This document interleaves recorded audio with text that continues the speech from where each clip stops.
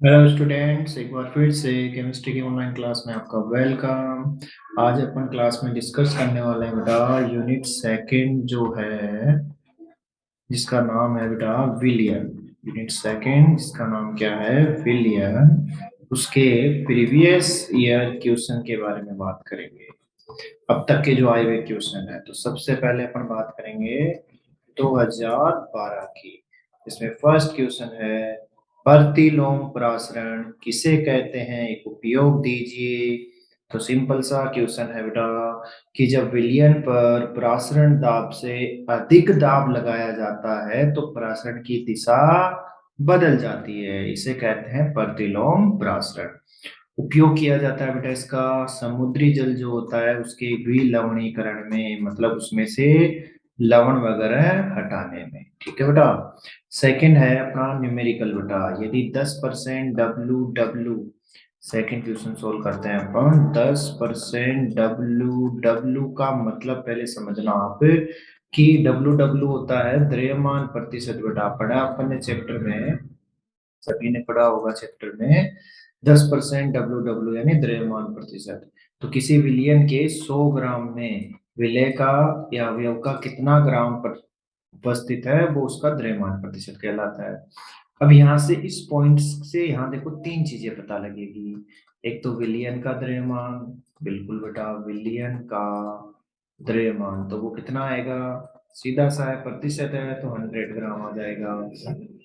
फिर विलय का द्रव्यमान, तो जितना परसेंट दे रखा है उतना ही आ जाएगा। फिर M2 निकाले बेटा, तो M2 कौन है, H2SO4, तो निकाल सकते हैं अपन। 2 प्लस सल्फर का 32 होता है, ऑक्सीजन का 16 इंटू 4, तो ये आ जाएगा बेटा कितना, 98 ग्राम। ठीक है बेटा। और विलायक का द्रव्यमान दे रखा है कितना, 90 ग्राम, क्योंकि 10 ग्राम विलय है तो विलायक 90 हो गया, टोटल कितना हो गया बेटा 100। ये चीजें अपने को दी हुई है, ये दिया हुआ है। एक घनत्व भी दिया हुआ है, लेकिन घनत्व अपने यहाँ काम में नहीं आएगा क्योंकि यहाँ पूछा गया है मोललता। और मोललता का सूत्र होता है बेटा W2/M2 इंटू 1000 अपॉन W1। ठीक है। W2 कितना है बेटा, 10 ग्राम, कितना है 10 ग्राम। M2 कितना है 98, 1000/W1, W1 कितना है बेटा 90।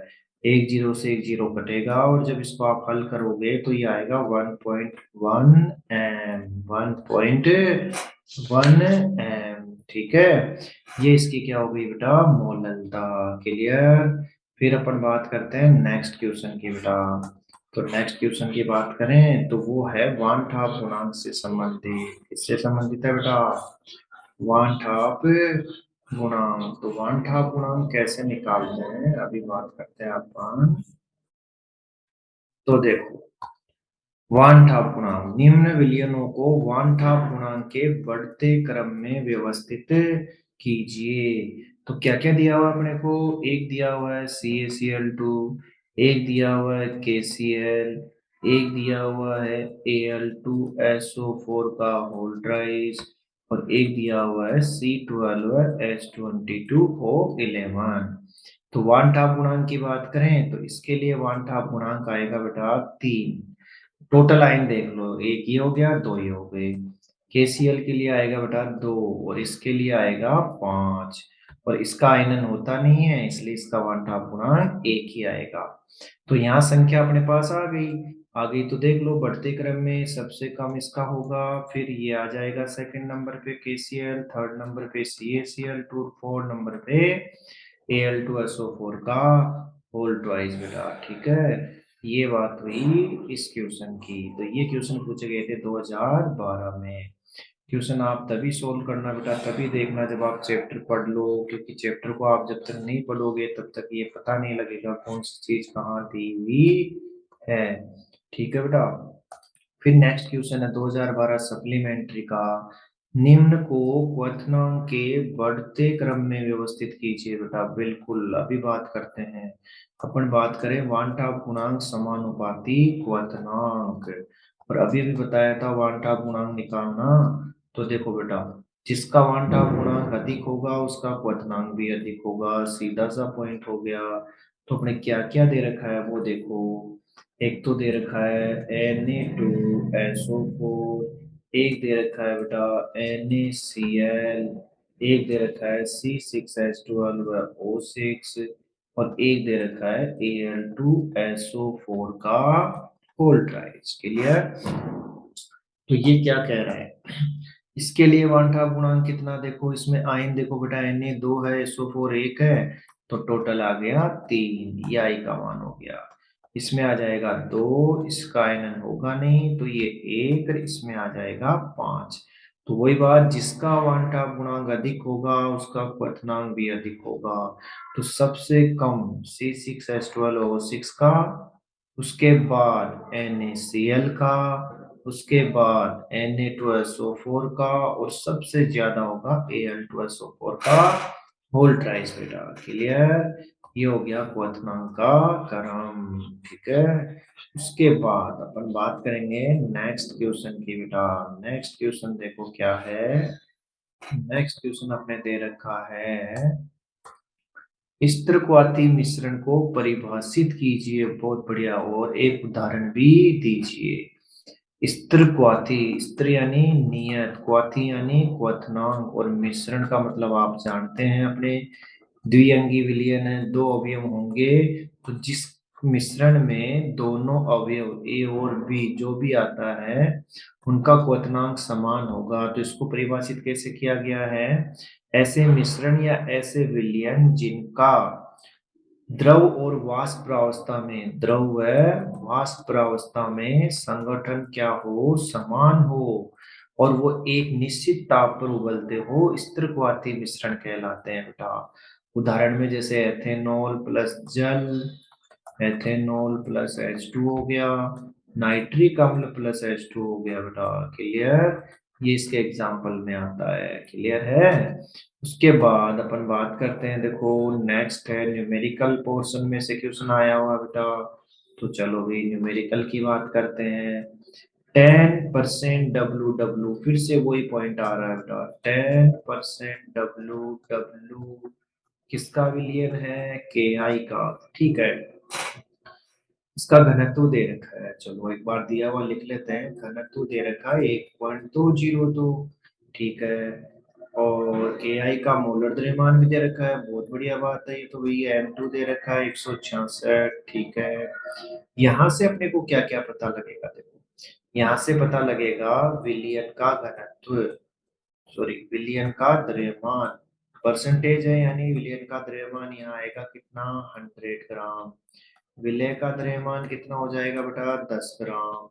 एम वन यहाँ है, M2 है ना, तो W2 हो जाएगा, ये W2 हो गया, M2 हो गया, और W1 हो जाएगा बेटा 90 ग्राम। ठीक है, और ये पूछ रहा है मोलरता, तो बेटा मोलरता का सूत्र आप जानते होंगे, W2/M2 × 1000/V। तो देखो यहां से अपने को दिया हुआ है W2 M2 दोनों दिए हुए हैं, लेकिन बेटा V नहीं दिया हुआ है। क्या नहीं दिया हुआ, V नहीं दिया हुआ। लेकिन देखो यहाँ घनत्व दिया हुआ है और विलयन का द्रव्यमान दिया हुआ है। तो ये फॉर्मूला आप पढ़ते आए हो बेटा कि घनत्व बराबर होता है द्रव्यमान बटे आयतन। तो आयतन बराबर हो गया द्रव्यमान बटे घनत्व। द्रव्यमान 100 है और आयतन 1 है, घनत्व 1.202 ml। अब इसमें अपन मान रख देंगे बेटा, W2 है 10, M2 कितना है भाई 166। ठीक है, और 1000/100 और 1.202 ऊपर चला जाएगा बेटा, बताओ 20 से 20 गया तो यहाँ आ गया 120.2/166। और जब अपन बेटा इसको क्या करेंगे, हल करेंगे, तो अपने पास जो आंसर होगा वो आप हल करके देखना, और वो आएगा बेटा अपने पास कितना, 0.72 के आसपास, 0.72 के आसपास। इस प्रकार से आपको ये न्यूमेरिकल सोल्व करना है बेटा। ठीक है, और एक बार आप खुद करके देखोगे रफ में तो हो जाएगा क्लियर। ठीक है बेटा। नेक्स्ट क्वेश्चन की बात करते हैं अपन। नेक्स्ट क्वेश्चन जो है वो क्या है, देखो ये 2012 में सप्लीमेंट्री में है ना। अब 2013 की अपन बात करेंगे, तो चलो भाई आगे चलते हैं अब अपन।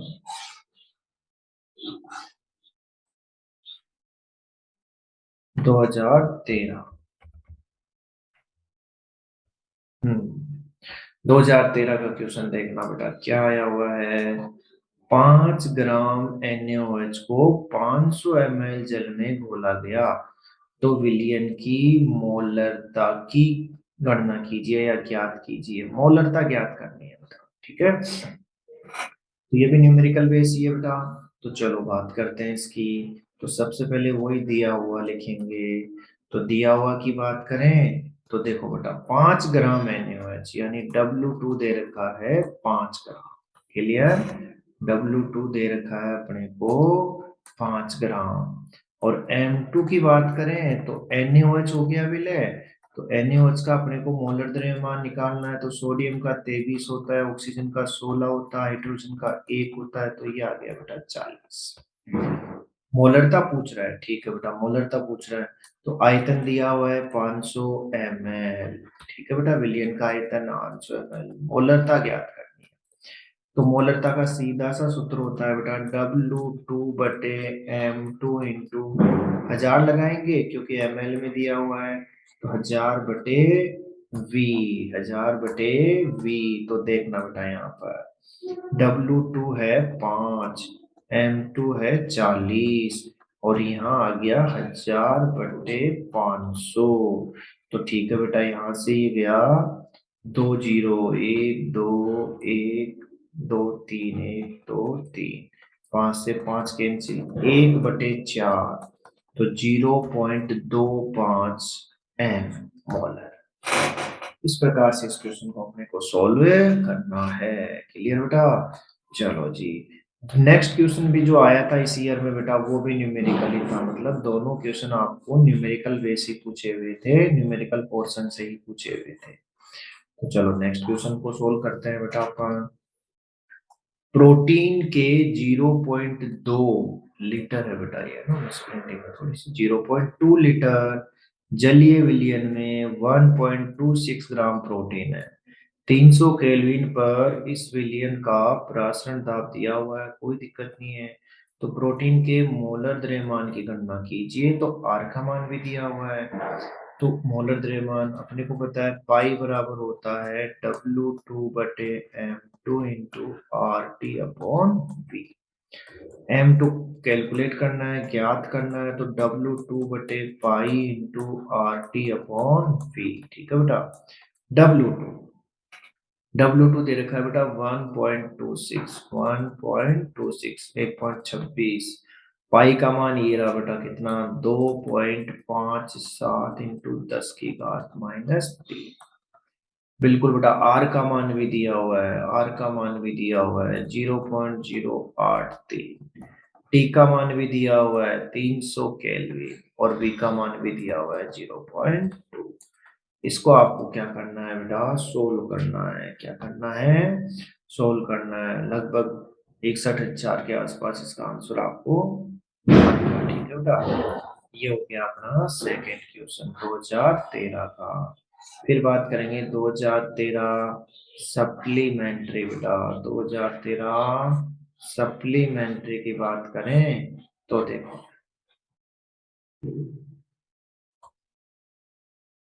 1 विलियन, यहां से भी बेटा न्यूमेरिकल, ये 500 ml में 4 ग्राम NaOH है। तो देखो ये फर्स्ट और ये फर्स्ट बिल्कुल सेम क्वेश्चन है बेटा, बस यहाँ 4 ग्राम है और यहाँ 5 ग्राम है। तो इसको आपको सोल्व करना है, कर सकते हैं आराम से, ठीक है।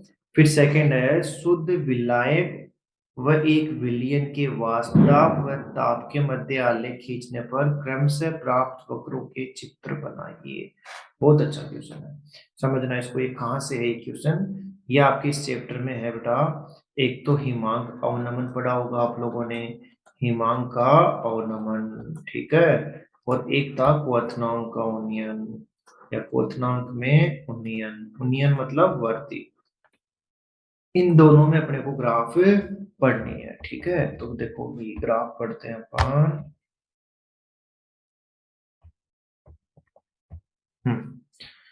किस किस के मध्य है बेटा, देखना। एक तो है ताप और एक है वाष्प दाब। ठीक है, अब मैं आपको बता दूं, एक तो है शुद्ध विलायक अपने पास बेटा, एक तो क्या है शुद्ध विलायक, और एक दे दिया विलयन। तो आपने पढ़ा होगा चैप्टर में कि किसका वाष्प दाब अधिक होता है, तो सीधी सी बात है शुद्ध विलायक का वाष्प दाब अधिक होता है। ठीक है, तो इसकी ग्राफ को अपन ऊपर बना लेते हैं। ये तो ग्राफ हो गई शुद्ध विलायक की बेटा। ठीक है, और विलियन का वास्तव कम है, तो इसकी ग्राफ यहाँ बना लेते हैं अपन। ठीक है, ये हो गई विलियन की बेटा। और इन दोनों के वास्तव को अपन वायुमंडलीय दाब के बराबर करते हैं, यानी 1 atm के बराबर कर देते हैं। तो एक क्रॉस लाइन जिसको अपन ताप से संबंधित करें, तो बोलो बेटा, ये तो आ गया टीबी नॉट और ये आ गया टीबी। तो ग्राफ से स्पष्ट है किसका क्वथनांक अधिक होता है, विलियन का। ठीक है, एक ग्राफ ये बना लिया।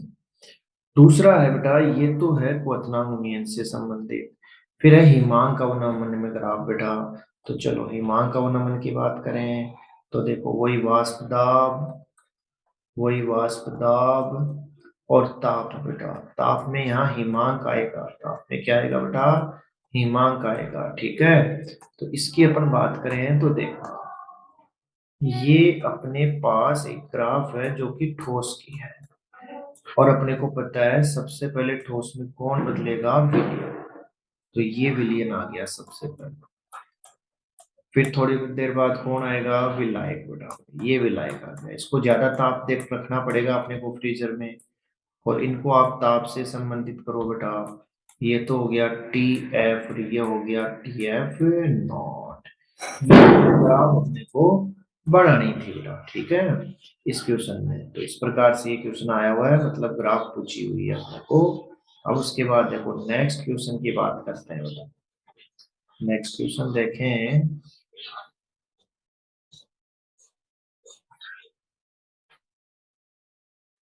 तो देखो नेक्स्ट नेक्स्ट क्वेश्चन है बेटा। हम्म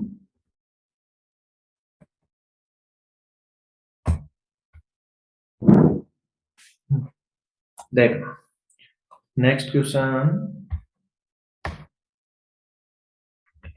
मिनट। नमकीन जल में कोशिकाएं रखने पर रुधिर कोशिकाएं सिकुड़ जाती है, कारण दीजिए। तो बेटा सिकुड़ जाती है परासरण के कारण। किसके कारण है, परासरण के कारण ऐसा होता है। क्लियर। फिर 2014 के क्वेश्चन देखें बेटा अपन, तो देखो फर्स्ट क्वेश्चन, जल वाष्प दाब बिल्कुल का क्या होगा यदि 1 चम्मच चीनी उसमें डाल दी जाए।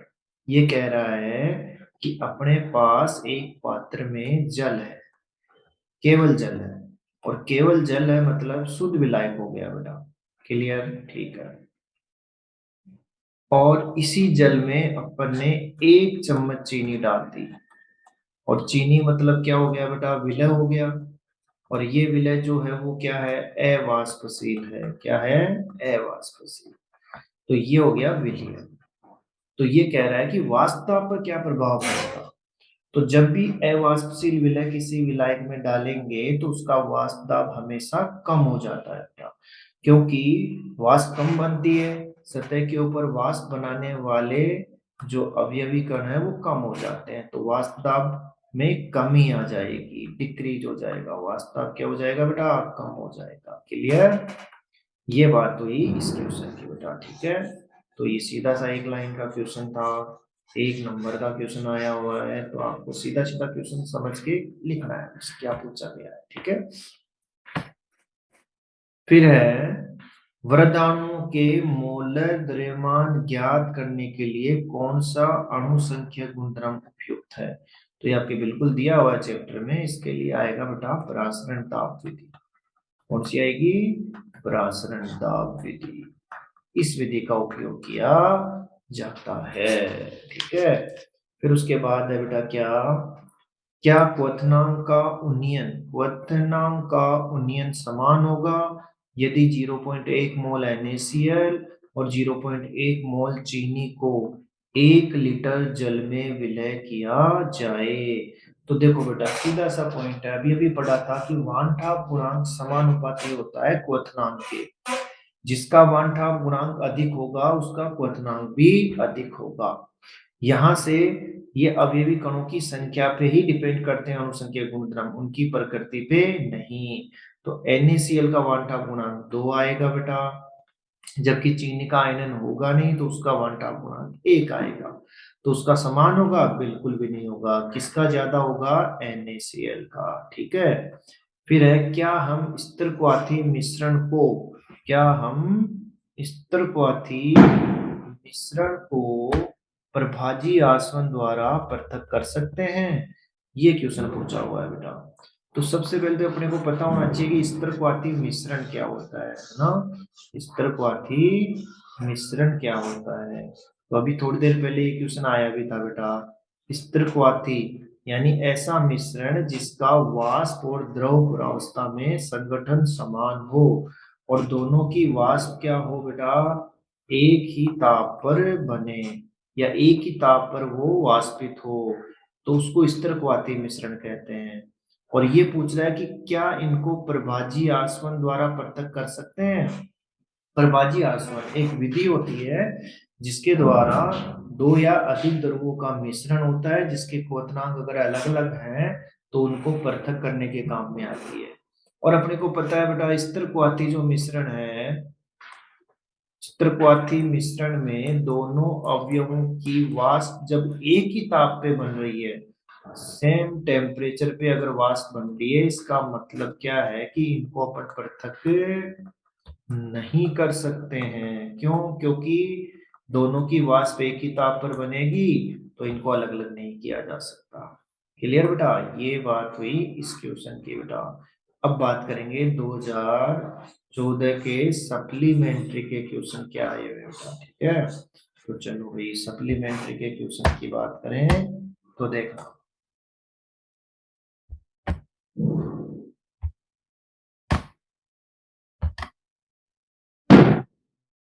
हम्म, 2014 सप्लीमेंट्री। देखो क्वेश्चन क्या है बेटा। जल के क्वथनांक का क्या होगा यदि 1 चम्मच चीनी उसमें डाल दी जाए? अभी पूछा था उसने वाष्प दाब और अब पूछा है क्वथनांक। बहुत अच्छा क्वेश्चन है बेटा। क्या कह रहा है तो ये बताओ। वाष्प दाब, जब चीनी उसमें डाली जाएगी तो वो विलयन बन जाएगा और विलयन का क्वथनांक क्या हो जाएगा बेटा? बढ़ जाएगा, तभी तो वाष्प दाब कम होगा, तो इसका क्वथनांक क्या हो जाएगा? बढ़ जाएगा। ठीक है, ये तो बात हुई इसकी। नेक्स्ट है, प्रोटीनों के मोलर द्रव्यमान ज्ञात करने के लिए कौन सा अणुसंख्या गुणधर्म उपयुक्त है? ये क्वेश्चन अपन कर चुके हैं बेटा। ठीक है, क्वथनांक इसमें बढ़ेगा उसमें वास्तव, तो वही प्राशन दाब वाला सेम ही है। एक मोलर जलीय विलयन या एक मोलल जलीय विलयन में किसकी सांद्रता ताप के प्रभाव से मुक्त है? अच्छा क्वेश्चन है। अपने को पता है मोलरता होती है बेटा W2 बटे M2 इंटू 1000 बटे V। ठीक है, और मोललता होती है बेटा W2 बटे M2 इंटू 1000 बटे W1। मोलरता की बात करें तो इसमें आयतन से संबंधित है जबकि मोललता है द्रव्यमान से, और द्रव्यमान ताप से प्रभावित नहीं होता है जबकि आयतन होता है। तो क्वेश्चन क्या कह रहा है? कौन मुक्त है? तो कौन मुक्त है बेटा? मोललता मुक्त है, क्योंकि मोललता पे ये जो है ताप का कोई प्रभाव नहीं पड़ेगा। ताप का कोई प्रभाव नहीं पड़ेगा। क्लियर? उसके बाद जो नेक्स्ट क्वेश्चन आ रहा है बेटा वो देखना, ध्यान से समझना इसको ना, क्या कह रहा है। क्वेश्चन कह रहा है बेटा, क्या हिमांक का अवनमन समान होगा यदि 0.1 मोल चीनी और 0.1 मोल ग्लूकोज को 1 लीटर जल में विलय किया जाए? अभी मैंने बताया था आपको कि प्रकृति पे निर्भर नहीं करता, ये अवयवी कणों की संख्या और कुल संख्या के अनुपात में निर्भर करता है। तो चीनी का भी आयनन नहीं होगा, ग्लूकोज का भी आयनन नहीं होगा, मतलब अवयवी कणों की दोनों में संख्या क्या है? समान। तो बिल्कुल बेटा इनका हिमांक अवनमन भी क्या होगा? समान। फिर 2015 की बात करेंगे बेटा, 2015 की बात करेंगे, तो चलो 2015 की बात करते हैं। ये कह रहा है कि विलयन की मोललता ज्ञात करने का सूत्र लिखिए। अरे भाई अभी अभी पीछे पीछे पढ़ा अपन ने। तो मोललता बराबर हो गया W2/M2 इंटू 1000/W1। अगर ग्राम में तो 1000 और किलोग्राम में लिखो तो 1/W1 कर देना। ये मोललता ज्ञात करने का सूत्र। फिर नेक्स्ट है न्यूमेरिकल बेटा, 400 केल्विन तापक्रम पर किसी विलयन का प्रासरण दाब 0.0821 एटीएम है, तो विलयन की सांद्रता ग्राम प्रति लीटर में ज्ञात कीजिए यदि आर का मान दिया हुआ है। बिल्कुल कोई दिक्कत नहीं है। प्रासरण दाब इसकी अगर अपन बात करें तो पाई बराबर होता है बेटा CRT। तो C बराबर हो गया पाई बटे आर टी। पाई बटे आर टी। पाई का मान बिल्कुल दिया हुआ है, आर का मान बिल्कुल दिया हुआ है बेटा, और टी का मान बिल्कुल दिया हुआ है। तो ये मान इसमें रखो और हल करो बेटा इसको, ठीक है। ये न्यूमेरिकल हो गया। फिर 2015 सप्लीमेंट्री की बात करें तो फर्स्ट है पीपीएम की गणना करने का सूत्र लिखिए। ठीक है बेटा, तो पीपीएम पार्ट्स पर मिलियन है ना, तो ये आएगा अवयव का द्रव्यमान। अवयव का द्रव्यमान बटे विलियन का द्रव्यमान बेटा, विलियन का द्रव्यमान ग्राम में ले लेंगे अपन, और इंटू 100 की जगह क्या आएगा? 10⁶, क्योंकि अपने को पता है 1 मिलियन बराबर होता है 10 लाख, यानी 10⁶। तो 1 मिलियन के विलियन में कितने अवयव के ग्राम उपस्थित है, वो उसकी पीपीएम कहलाती है, पार्ट्स पर मिलियन बेटा। क्या कहलाती है? पार्ट्स पर मिलियन। फिर अपन बात करते हैं नेक्स्ट क्वेश्चन की बेटा। नेक्स्ट क्वेश्चन देखो क्या कह रहा है ना, वो भी न्यूमेरिकली है बेटा, न्यूमेरिकली है। देखो क्या है न्यूमेरिकल, उसकी बात करें अपन तो देखो ध्यान से समझना इसको। एक विद्युत अनवगठ्य विलेय के 2 ग्राम को 100 ग्राम बेंजीन में घोलने पर इसके हिमांक में 0.80 केल्विन की कमी आती है, तो बेंजीन का हिमांक अवनमन स्थिरांक दिया हुआ है, तो विलेय का मोलर द्रव्यमान देखो क्या कह रहा है। सबसे पहले लिखेंगे दिया हुआ बेटा, सबसे पहले लिखेंगे दिया हुआ। क्या क्या दिया हुआ है? 2 ग्राम को 2 ग्राम यानी W2 विलेय दिया हुआ है 2 ग्राम। 100 ग्राम बेंजीन में तो W1 दे रखा है, यानी विलायक का द्रव्यमान दे रखा है।